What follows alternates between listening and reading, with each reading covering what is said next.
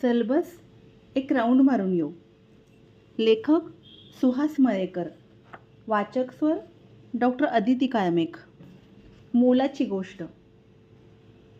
त्याची टोयोटा कंपनीची नवीन कार चोरीला गेली आणि पंचनामा FIR दाखल होऊन पोलिसांकडून तपास झाला. तरीसुद्धा ती काही मिळाली नाही. तेव्हा विमा कंपनीने शहानिशा करून गाडीची निम्मी रक्कम पदरात टाकली. तोपर्यंत 3 महिने उलटून गेले होते.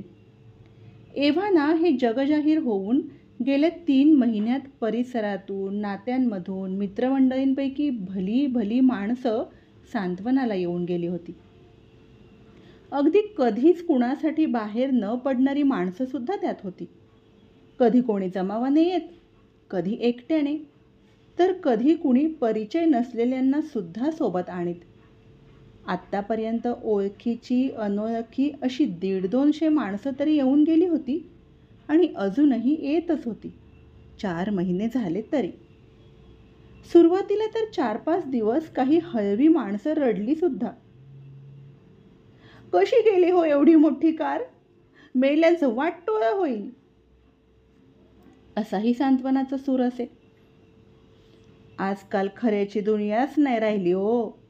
कष्टाची गाडी होती, चोरांना पचणारच नाही बघा तुम्ही, वगैरे वगैरे.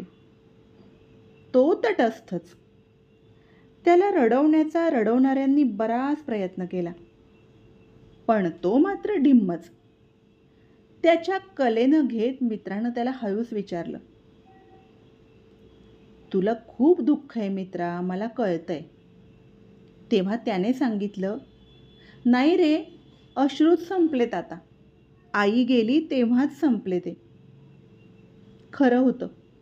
8-10 महिन्यांपूर्वीच त्याची आई वारली होती आणि त्याला पडलेला प्रश्न तो सांगत होता. आई मला सोडून गेली आणि माझे अश्रूच संपले. त्यापेक्षा इतर दुःख ते कितीसं मोठं असणार.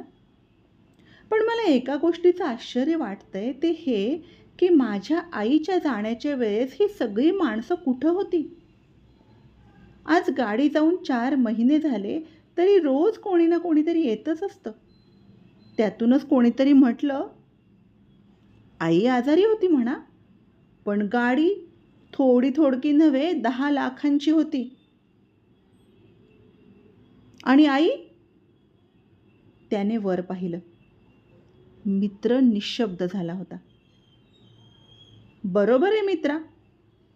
आईशी जोडलेली नाळ कापलेल्या दिवसाचा समारंभ म्हणून जल्लोष करणाऱ्या माणसांकडून आणखी वेगळी अपेक्षा ती काय करणार? त्यानं बोलतच मान खाली घातली होती. तो आता रडत होता. धन्यवाद.